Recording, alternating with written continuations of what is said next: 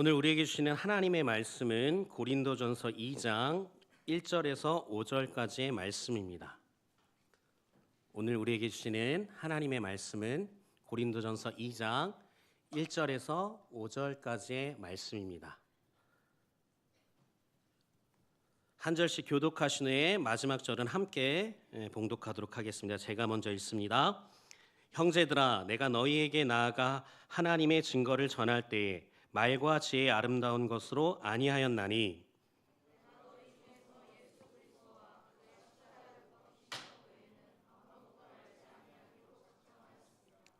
내가 너희 가운데 거할 때에 약하고 두려워하고 심히 떨었도라.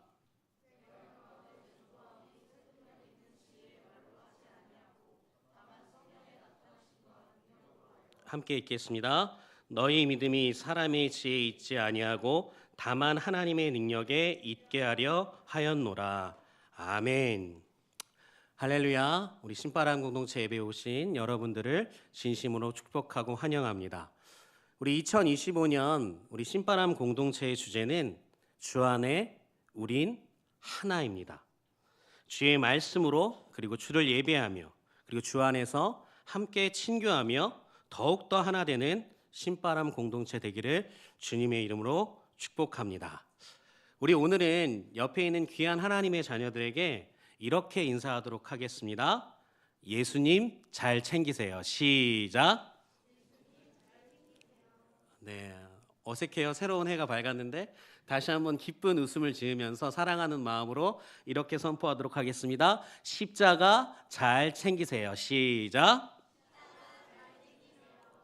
네, 2025년에 예수님과 그리고 예수 그리스도의 십자가를 잘 챙기는 우리 지혜로운 모든 자들이 되기를 주님의 이름으로 축복합니다. 오늘 특별히 우리 성찬 예식을 위해서 우리 박태식 장로님과 김종화 장로님이 우리 청년 예배에 함께 해주셨습니다. 우리 박수로 환영하도록 하겠습니다.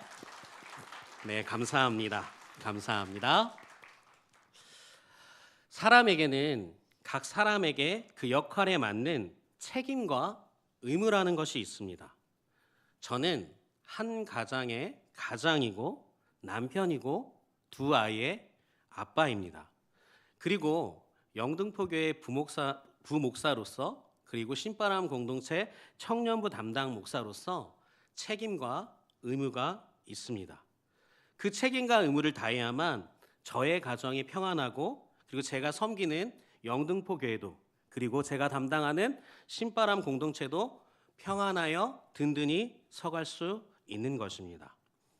그 책임과 의무를 기독교적 용어로 표현해 본다면 사명이라는 단어로 말할 수 있을 것 같습니다. 하나님께서 그리스도인들에게 주신 책임과 의무가 사명이라는 것입니다. 그러면 여러분들은 그리스도인으로서 하나님의 자녀로서 어떤 책임과 의무, 어떤 사명을 가지고 계십니까?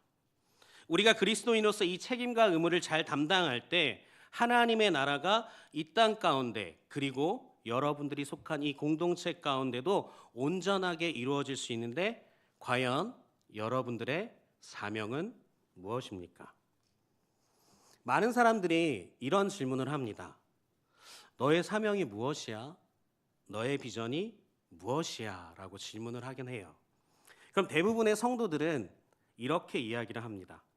내가 어떤 일을 해서 내가 혹은 어떤 사람이 되어서 또는 우리 공동체가 어떤 일을 해서 우리 공동체가 어떤 공동체가 되어서 주님께 영광을 돌리고 사는 것이야 라고 대부분 이 질문에 이런 식으로 대답을 하곤 합니다. 그렇지만 여러분, 죄송하지만 그것은 사명이 아닙니다.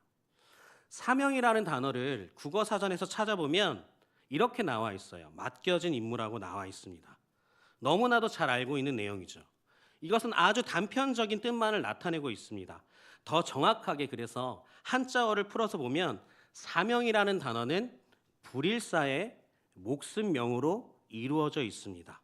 그래서 즉 사명은 나의 목숨을 부릴 수 있는 무엇인가를 의미한다는 것입니다. 자, 다시 한번요. 사명은 나의 목숨을 부릴 수 있는 무엇인가를 의미한다는 것입니다. 한번 쉽게 예를 들어 보겠습니다.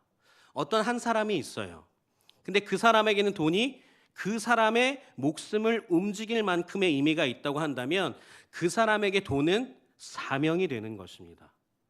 또 다른 어떤 사람이 있습니다. 그 사람에게 성공이 그 사람의 목숨을 움직일 만큼의 의미가 있다면 그 사람에게 성공은 사명이 되는 것이에요. 결국 사명이라는 것은 우리의 목숨을 걸 만큼의 가치가 있는 것을 대하는 우리와의 관계를 말하고 있는 것입니다. 그럼 이러한 의미를 가지고 여러분들에게 다시 한번 질문을 하겠습니다. 여러분들에게 사명은 무엇입니까? 여러분들의 목숨을 움직일 수 있게 하는 무엇인가는 도대체 여러분들에게 무엇이냐 말입니다. 성경에는 수많은 믿음의 선진들의 이야기가 나와요. 이 믿음의 선진들의 사명은 무엇이었을까요? 이 믿음의 선진들은 참 많은 위대한 일들을 많이 한 것 같습니다. 그런데요, 성경을 잘 살펴보십시오. 그 성경에서 그 수많은 위대한 일들을 이루시고 하신 분은 그 사람들이 아니라 하나님이셨습니다. 이게 놀라운 주목할 만한 점이에요. 그 믿음의 선지들은 하나님의 말씀에 순종한 것뿐이었습니다. 그래서 그 위대한 일들은 모두 다 하나님께서 하신 것이에요. 그럼 도대체 성경에서 말하고 있는 사명과 비전은 무엇일까요? 바로 그것은 하나님과 우리와의 관계를 말하고 있다는 것입니다. 여러분, 다시 한번 말하지만 사명은, 비전은 일이 아니에요. 어떠한 일을 해서 하나님께 영광을 돌리는 것이 아닙니다. 사명은 내가 또는 우리가 하나님을 위해서 어떠한 일을 하는 것이 아니란 말이에요. 사명은 하나님과 우리의 관계에 대한 것입니다. 하나님과 내가, 그리고 하나님과 우리가 얼마나 가까운지, 얼마나 친밀한지가 우리의 사명이 되는 것이고 우리의 비전이 되는 것입니다. 그러면 그 하나님과의 관계를 위해서 하나님께서 우리에게 주신 것이 있어요. 하나님과 더 가까워지기 위해, 하나님과 더 친밀해지기 위해 하나님께서 직접 우리에게 주신 것이 있단 말이에요. 그것은 무엇이에요? 바로 예수님과 예수님의 십자가입니다. 그럼 우리의 사명은 무엇이에요? 예수 그리스도와 그 예수님의 십자가를 우리의 목숨을 걸 정도로 가장 귀한 것으로 여기는 관계가 돼야 하는 것입니다. 바로 그것이 성경에서 말하는 진정한 우리의 사명이고 우리의 비전인 것입니다. 그래서 사도 바울은 오늘 우리에게 이렇게 말씀해주고 있는 것이에요. 우리 오늘 말씀 고린도전서 2장 2절 말씀을 다 같이 읽어보도록 하겠습니다. 내가 너희 중에서 예수 그리스도와 그가 십자가에 못 박히신 것 외에는 아무것도 알지 아니하기로 작정하였음이라. 아멘. 사도 바울은요, 그의 인생에서 수많은 전도 여행을 하며 예수님의 복음을 전하기 위해 엄청난 일들을 하였어요. 그런데 그 사도 바울의 사명은 오직 이것이었던 거예요. 예수 그리스도와 그가 십자가에 못 박히신 것 외에는 아무것도 알지 아니하기로 작정한 것입니다. 예수 그리스도와 예수 그리스도의 십자가와 그런 관계를 가진 사도 바울이었기 때문에 하나님께서 그 사도 바울을 보시고 함께 하셔서 이방인의 사도로 그 사도 바울을 사용하신 것이에요. 그리고 그 사도 바울은 하나님의 말씀에 순종하여서 온 땅에 예수 그리스도의 복음을 전하게 된 것입니다. 사도 바울은 자신의 경험과 지식, 능력이 누구보다도 뛰어난 인재였어요. 그런데 오직 예수 그리스도와 그가 십자가에 못 박히신 것 외에는 다른 마음을 품지 않겠다고 오늘 말씀을 통해서 우리에게 선포해 주고 있는 것입니다. 하나님은 예수님과 그의 십자가와 그런 관계를 가진 사명자들에게 하나님의 능력을 주시는 것이에요. 그래서 사도 바울은 오늘 말씀에서 그것 또한 분명하게 우리에게 말씀해 주고 있습니다. 우리 고린도전서 2장 5절 말씀을 함께 읽어보도록 하겠습니다. 너희 믿음이 사람의 지혜에 있지 아니하고 다만 하나님의 능력에 있게 하려 하였노라. 아멘. 우리의 믿음은 하나님의 능력으로 된 것인데 그 능력이 무엇이라는 것이에요? 바로 예수 그리스도와 그의 십자가라는 것입니다. 그럼 우리의 믿음과 사명은 무엇으로 같이 공통되어지고 있나요? 바로 예수 그리스도와 그의 십자가라는 것이에요. 그래서 우리는 그리스도인으로서 믿음도 사명도 그리고 우리들의 삶의 모든 것도 예수 그리스도와 그의 십자가를 대하는 관계 속에 분명하게 바로 서 있어야 하는 것입니다. 그렇다면 첫 번째로 우리는 예수 그리스도와 어떤 관계를 가져야 하는 것일까요? 그 관계를 예수님께서 너무나도 친절하게 잘 설명해 주셨어요. 우리 요한복음 15장 4절에서 5절 말씀을 한번 읽어보도록 하겠습니다. 내 안에 거하라 나도 너희 안에 거하리라. 가지가 포도나무에 붙어 있지 아니하면 스스로 열매를 맺을 수 없음 같이 너희도 내 안에 있지 아니하면 그러하리라. 나는 포도나무요 너희는 가지라. 그가 내 안에 내가 그 안에 거하면 사람이 열매를 많이 맺나니 나를 떠나서는 너희가 아무것도 할 수 없음이라. 아멘. 뭐라고 말씀하고 계시죠? 예수님은 우리에게 어떤 크고 어려운 관계를 요구하고 계시지 않아요. 다만 무엇을 원하시고 계십니까? 내 안에 거하라라는 거예요. 내 안에 거하라. 내 안에 거하라라고 우리에게 말씀하고 계신 것입니다. 포도나무에 가지가 붙어 있지 않으면 많은 열매를 맺을 수 없다고 하시면서 내 옆에 좀 붙어 있어. 내 옆에 좀 붙어 있어. 내 옆에 좀 붙어 있어 라고 우리에게 말씀하고 계시는 거예요. 그런데 우리가 간과하면 안 되는 것이 있습니다. 그것은 바로 다음 말씀에 또 예수님께서 우리에게 이야기해 주고 계세요. 우리 요한복음 15장 6절 말씀을 읽어보도록 하겠습니다. 사람이 내 안에 거하지 아니하면 가지처럼 밖에 버려져 마르나니 사람들이 그것을 모아다가 불에 던져 사르느니라. 아멘. 어때요? 예수님 안에 거하지 아니하면 예수님이 버리는 게 아니라 세상 사람들에 의해서 그것을 갖다 버리게 된대요. 예수님의 영광도 나타내지 못할 뿐더러 나의 삶도 그렇게 사람들에게 치여서 무너져 버린다는 것을 이야기하고 있는 것입니다. 예수님은 이런 경고의 말씀도 함께 하시면서 우리에게 내 안에 거하라라고 말씀하고 계신 것이에요. 예수님 안으로 쏙 깊이 들어오라고 말씀하고 계신 것입니다. 이것을 깨달은 사도 바울은 로마서에서 형식적인 율법에 매여 있는 그리고 종교 습관에 매여 있는, 더 쉽게 말해서 그냥 교회만 다니고 종교 생활만 하고 있는 사람들에게 이렇게 더 말씀하고 있는 것이에요. 우리 로마서 8장 1절에서 2절 말씀을 읽어보겠습니다.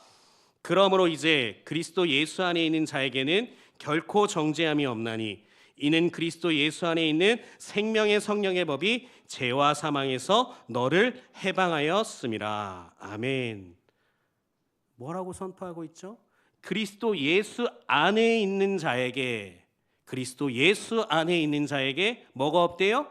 정죄함이 없고 그리스도 예수 안에 있는 자에게 생명의 성령의 법을 통해 죄와 사망을 이길 수 있다라는 것을 선포해 주고 있는 것이에요.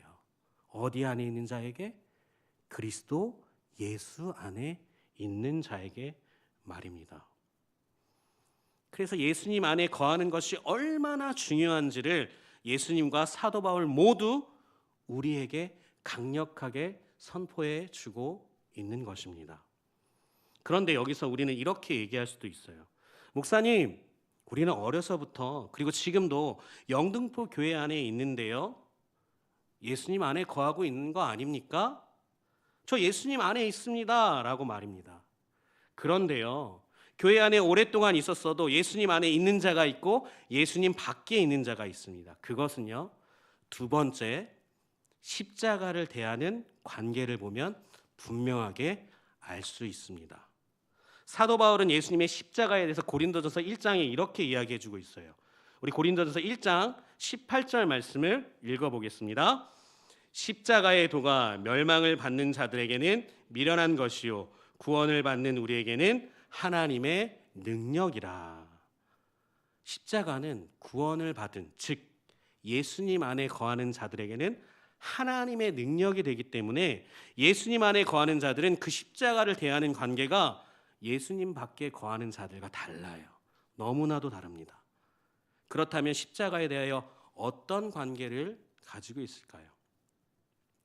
여러분, 십자가에 대해서 이런 관계 어떠세요? 제가 한번 이야기해 볼게요. 십자가 근처에만, 십자가 주변에만, 십자가를 바라보고만, 십자가를 누리고만, 그렇게 지내는 것에 대해서 어떻게 생각하십니까? 십자가 근처에만, 십자가 주변에만 있으려고 하는 그리스도인들, 십자가를 보고만, 십자가를 누리려고만 하고 그 십자가는 지지 않으려는 사람들, 하나님께서 어떻게 말씀하시는지 한번 볼까요? 우리 히브리서 6장 4절에서 6절 말씀을 읽어보겠습니다. 한 번 빛을 받고 하늘의 은사를 맛보고 성령에 참여한 바 되고 하나님의 선한 말씀과 내세의 능력을 맛보고도 타락한 자들은 다시 새롭게 하여 회개하게 할 수 없나니 이는 그들이 하나님의 아들을 다시 십자가에 못 박아 드러내놓고 욕되게 함이라. 네, 하나님을 만나고도, 하나님을 경험하고도 자신에게 주어진 십자가는 계속해서 외면하는 거예요. 그리고 나는 십자가를 지지 않으려고, 나는 십자가에서 죽으려고 하지 않아요. 그래서 누구만 죽여요? 계속해서 예수님만 다시 십자가에 못 박히게 하는 거예요. 예수님, 저는 그 십자가 무겁고 힘들고 어려워서 싫어요. 예수님만 지세요 하고 예수님만 다시 십자가에 못 박아 드러내놓고 욕되게 함이라고 히브리서 기자는 우리에게 말씀해 주고 있는 것입니다. 그리고 성경에서는 그들을 타락한 자들이라고 이야기하고 있어요. 굉장히 무서운 말씀입니다. 그죠? 즉 예수님의 고난에는 참여하고 싶지 않다라는 거예요.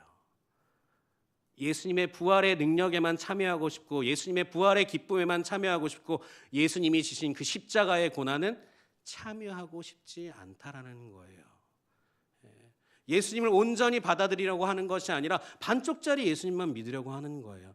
나한테 편한 예수님, 예수님을 취사 선택해요. 예수님 이 모습은 좋으니까 내가 이 모습을 가질게요. 근데 이 모습은 싫거든요. 이 모습은 싫어요. 예수님 절로 가세요. 근데 하나님은 그러한 사람들에게 타락한 자들이라고 이야기하고 계시다는 거예요. 그래서 예수님 안에 있는 사람들은 십자가에 대해서 절대 이러한 관계를 취하지 않습니다. 왜냐하면요, 예수님께서 십자가는 어떤 것이라고 보여주셨냐면요, 십자가는 지는 것이며 십자가는 죽는 곳이라고 우리에게 보여주셨기 때문에 그렇습니다. 그래서 예수님은 직접 이 땅에 오셔서 우리를 위해서 그 십자가를 지셨고요, 우리를 위해서 그 십자가 위에서 죽으셨던 것입니다. 그래서 예수님을 따라 예수님 안에 거하는 자들은 내게 주어진 십자가를 지고 예수님과 그 십자가 위에서 함께 같이 죽는 것이에요. 그래서 사도 바울은 갈라디아서 2장 20절 말씀에서 이렇게 우리에게 선포해 주고 있는 것입니다. 함께 읽겠습니다. 내가 그리스도와 함께 십자가에 못 박혔나니 그런즉 이제는 내가 사는 것이 아니요 오직 내 안에 그리스도께서 사시는 것이라. 이제 내가 육체 가운데 사는 것은 나를 사랑하사 나를 위하여 자기 자신을 버리신 하나님의 아들을 믿는 믿음 안에서 사는 것이라. 아멘.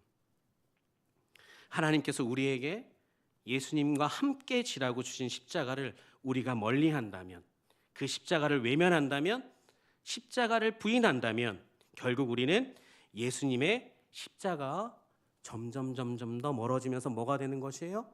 원수가 되는 것입니다.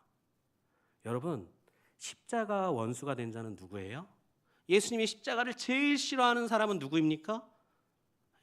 바로 사탄이에요. 우리가 자꾸 그 십자가를 멀리하게 된다면, 그 십자가를 외면하게 된다면, 그 십자가를 지려고 하지 않는다면 결국 뭐예요?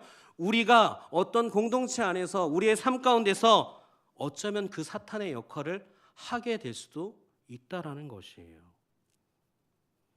예수님께서 모든 인류의 죄 가운데서 그것을 구원하시기 위해 하나님의 뜻에 따라 십자가를 지시고 십자가에 죽으셔야 함을 제자들에게 이야기하셨어요. 순환 예고를 성경에서 하십니다. 3번이나 하세요. 그런데 그 십자가를 받아들이지 않는 제자가 있었어요. 누구죠? 바로 예수님의 수제자 베드로였습니다. 베드로가 그 십자가를 거부해요. 그리고 이렇게 얘기하죠. 예수님, 그렇게 하지 마세요. 십자가 지지 마세요. 예수님, 그러한 일은 일어나지 않을 거예요. 아, 예수님 그런 말씀을 하시다니요. 십자가 무슨 택도 없는 말씀이다. 예수님이 왜 죽으십니까? 그러한 일은 일어나지 않을 것입니다. 라고 이야기해요. 근데 그런 말을 한 베드로에게 예수님은 뭐라고 말씀하시죠? 마태복음 16장 23절 말씀을 읽어보겠습니다. 예수께서 돌이키시며 베드로에게 이르시되 사단아 내 뒤로 물러가라. 너는 나를 넘어지게 하는 자로다. 내가 하나님의 일을 생각하지 아니하고 도리어 사람의 일을 생각하는도다 하시고. 네, 예수님께서 그토록 사랑하시는 수제자인 베드로에게 사탄이라고 명하실 정도로 십자가를 거부하고 십자가를 외면하고 십자가를 부인한 사람들에게 예수님은 무엇이라고 말씀하실까요? 그 십자가를 거부하고 외면하고 부인한 사람들이 과연 예수님 안에 거하는 자들일까요? 여러분 한번 생각해 봅시다. 어떤 교회가 하나님께서 보실 때에 좋은 교회라고 말할 수 있을까요? 그것은 십자가가 많은 교회예요. 예수님의 십자가만 크게 덩그러니 놓여있는 교회가 아니라 성도 한 사람 한 사람마다 자신의 십자가가 분명히 있는 교회야 하나님이 그 교회를 보실 때 야, 이 교회는 참 좋은 교회구나. 이 교회는 내 말씀에 따라 사는 교회이구나. 내가 이 교회를 통해 나의 능력을 펼쳐야겠구나 라고 하나님께서 그 교회를 지명하셔서 선택하시는 거예요. 우리에게 그런 준비가 되어 있다면요, 우리 신바람 공동체 안에 영혼들을 계속해서 하나님께서 보내주실 거예요. 야, 여기는 이 십자가를 지려고 하는 청년들이 너무나도 많이 있구나. 내가 저곳에 영혼들을 보내야겠다. 내가 저곳에서 하나님과 만나야겠다 라고 하는 그 영혼들의 마음 가운데에도 그런 마음을 주시는 거예요. 그래서 하나님의 뜻이 우리 가운데 이루어질 수 있는 그 능력이 나타나는 겁니다. 십자가를 질 때의 말입니다. 그 예수님의 십자가가 그래서 능력이 있는 거예요. 하나님의 뜻이 이 땅 가운데서 이루어지는 놀라운 기적의 사건이기 때문에 그렇습니다. 그 사건으로 인해서 지금 여기에 앉아있는 모든 사람들이 생명을 얻게 되었기 때문입니다. 그래서 예수님께서 제자들에게 이렇게 말씀하셨던 거예요. 우리 마태복음 16장 24절에서 25절 말씀을 읽어보겠습니다. 이에 예수께서 제자들에게 이르시되 누구든지 나를 따라오려거든 자기를 부인하고 자기 십자가를 지고 나를 따를 것이니라. 누구든지 제 목숨을 구원하고자 하면 잃을 것이요 누구든지 나를 위하여 제 목숨을 잃으면 찾으리라. 아멘. 여러분, 자신의 십자가가 없으면요 예수님을 따라갈 수가 없어요. 이 말은 자신의 십자가가 없다면 예수님과 함께할 수 없다라는 것입니다. 예수님의 십자가를 만난 사람들은요 절대로 자신의 혼자의 삶을 위해서 살지 않아요. 십자가를 만난 사람들은요 나누고 베풀며 사랑하고 섬기며 함께 하나님의 나라를 이루기를 소망한다는 것입니다. 왜요? 그 십자가가 나를 살린 십자가이기 때문이에요. 그 십자가를 정확하게 분명하게 온전하게 바라보고 있는 사람들은 나 같은 죄인을 살리신 그 십자가의 은혜가 내게 있구나. 이런 나도 주님께서 살려주셨는데 내가 저 친구도 섬기고 저 친구도 섬기고 저 친구도 사랑하며 저 친구에게도 베풀며 저 친구와 하나 되기 위해서 힘써야지 라고 하며 하나님의 나라를 함께 이루어 간다는 것입니다.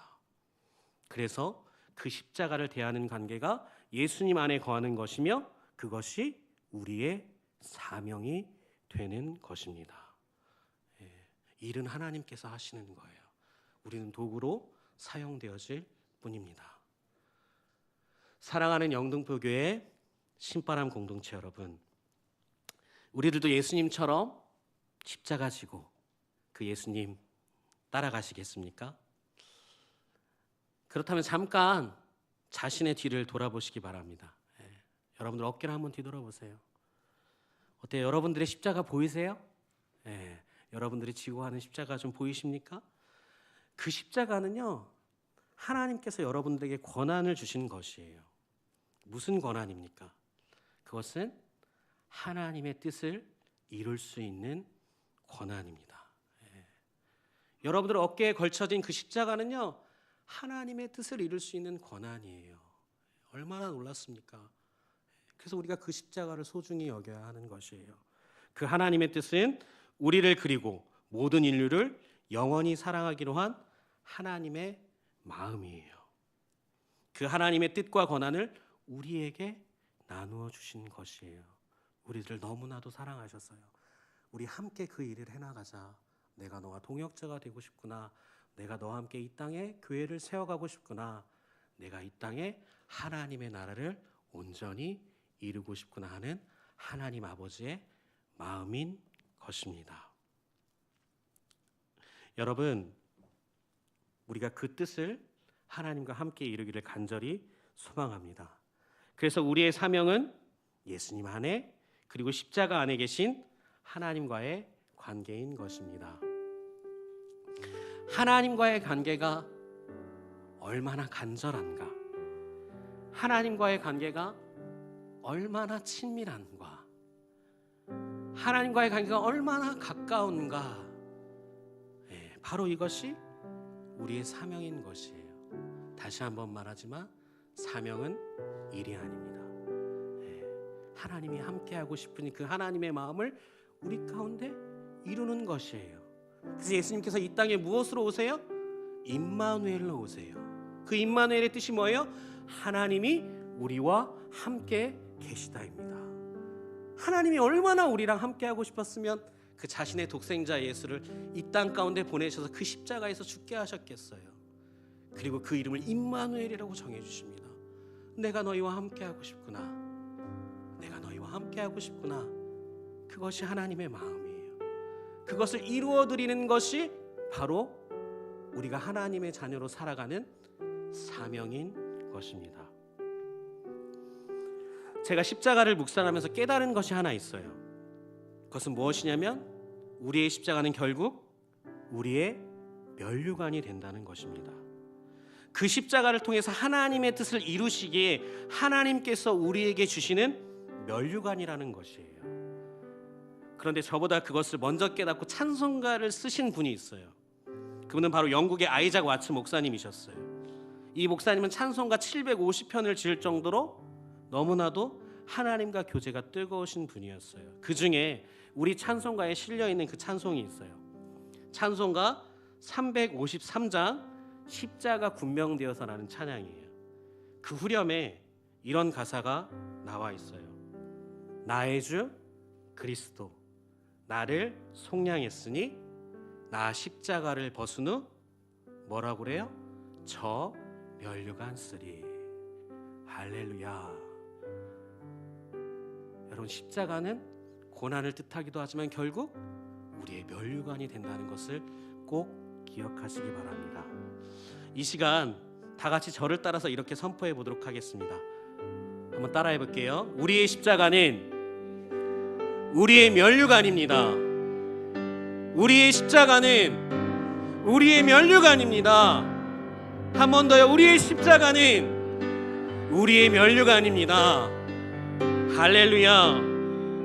여러분, 우리의 십자가는 우리의 면류관이 될 것입니다. 하나님의 잃어버렸던 영혼인 나와 그리고 또 다른 잃어버린 영혼을 하나님께로 다시 돌아오게 하는 그 과정 속에서 주어지는 그 십자가의 고난이 결국 우리의 면류관이 된다는 것이에요. 아이작 목사님의 그 찬송가 353장의 가사처럼 여러분들의 십자가가 온전히 면류관으로 변화될 수 있기를 소망합니다. 우리는 그리스도인으로서 자랑할 수 있어야 돼요. 우리가 우리가 져야 할 그 십자가를 자랑할 수 있어야 된다는 말입니다. 여러분, 제 어깨 보이십니까? 제 십자가? 보이세요? 제 자랑입니다. 제 면류관이기 때문입니다. 여러분, 제 어깨에 걸쳐진 십자가 보이십니까? 여러분들께 자랑합니다. 제 면류관입니다. 하나님께서 약속하신 면류관이에요. 하나님께서 약속하신 것을 분명히 이루시는 하나님이시기 때문에 우리에게 그 면류관을 씌워 주실 것입니다. 네. 우리 옆에 있는 귀한 하나님의 자녀들에게 이렇게 인사하도록 하겠습니다. 꼭 면류관 받으세요. 시작. 네, 우리 영등포교회 신바람 공동체가 그 하나님의 면류관을 꼭 받을 수 있는 모든 축복된 영혼들 되시기를 하나님의 이름으로 축원합니다. 우리 함께 믿음으로 서리라라는 찬양을 함께 결단하며 부르도록 하겠습니다.